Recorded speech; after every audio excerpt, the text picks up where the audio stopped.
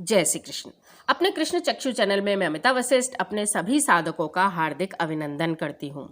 पिछले वीडियो में मैंने आपको एक ऐसे पक्षी के बारे में बताया जो घर में रहकर धन, स्वास्थ्य और भाग्य की हानि करता है। 12 वर्ष तक घर को नहीं छोड़ता और इस बीच घर में रहने वालों को विभिन्न प्रकार की परेशानियों से दो चार होना पड़ता है।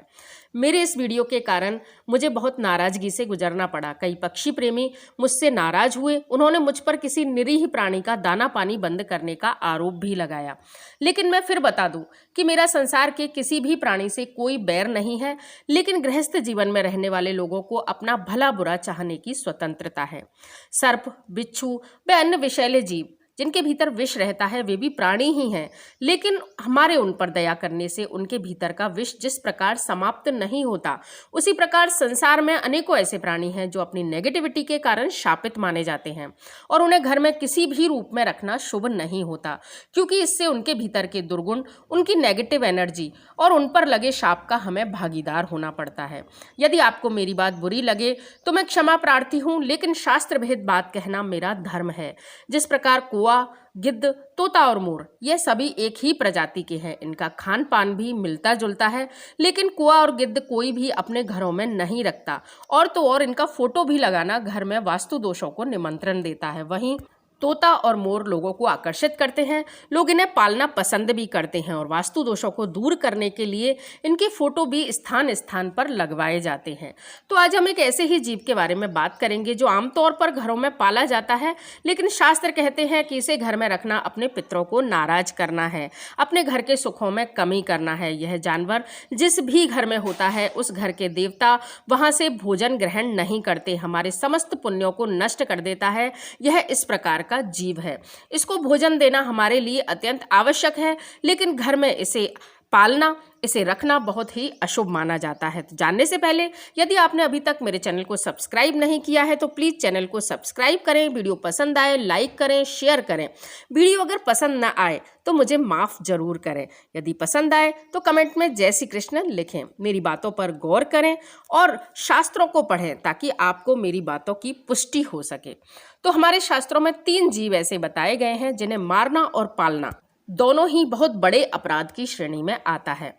इन 3 जीवों को यदि आप घर में रखते हैं तो आपके धन की, स्वास्थ्य की और धर्म की हानि होने लगती है, लेकिन यदि नित्य अपने भोजन का कुछ हिस्सा इन्हें रोज नहीं देते तो भी आप बहुत बड़े पुण्य से वंचित रह जाते हैं। तो वे 3 जीव कौन से हैं?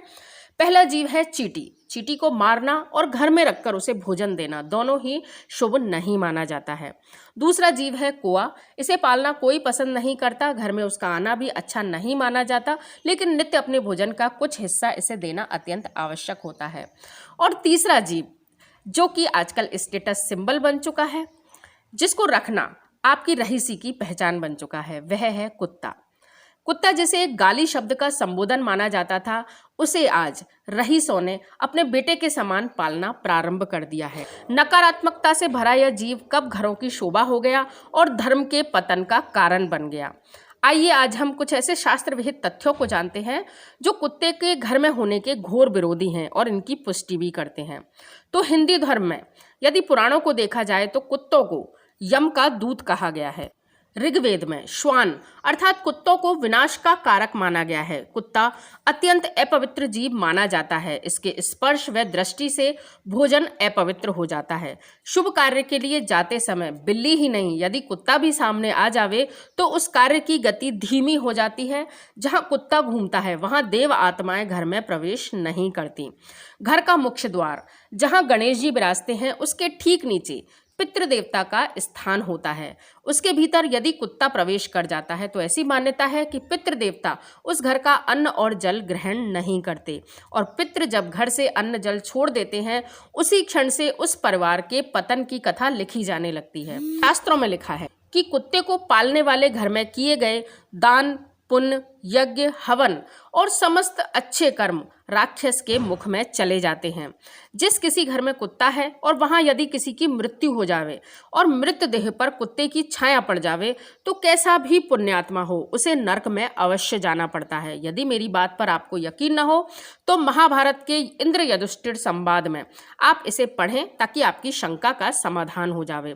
अब इन बातों का यह मतलब कतई नहीं निकलता कि कुत्ता बहुत बुरा जीव है। ध्यान रखिए, आपकी कुंडली में यदि केतु, राहु और शनि कैसी भी बुरी अवस्था में हो, यदि आप नित्य ही कुत्ते को मोटी रोटी बनाकर और उसे तेल से चुपड़कर यदि खिलाते हैं तो बड़े से बड़ा अशुभ ग्रह भी आपका शुभ फल देने लगता है। लेकिन यह रोटी घर से बाहर, घर की दहलीज से बाहर खिलाई जानी चाहिए। कुत्ते को भोजन दें, संरक्षण दें, प्रेम करें, लेकिन घर के भीतर बिल्कुल नहीं। घर से बाहर रखकर ही आप कुत्ते की जितनी चाहें सेवा करें। यह आपके लिए अत्यंत ही पुण्यदायी और फलदायी हो सकता है। आपके ग्रहों की अनुकूलता देने में आपकी मदद कर सकता है। वैसे भी हर जीव को स्वतंत्र रहने का अधिकार है। उसे घर के भीतर रखकर अपनी प्रसन्नता के लिए उसे घर के भीतर रखना अपने पितरों को, अपने कुल देवी देवताओं को नाराज करना है, साथ ही धर्म के विरोध में भी है। तो कैसा लगा आपको मेरा ये वीडियो? यदि आपको मेरी बातें बुरी लगी हो तो मुझे माफ कीजिए। यदि वीडियो आपको पसंद आया हो, शास्त्रविहित बातें आपको अच्छी लगी हो तो आप अवश्य ही इन बातों पर गौर करिएगा और धर्म के अनुसार ही चलने का प्रयास करिएगा। धन्यवाद। जय श्री कृष्ण।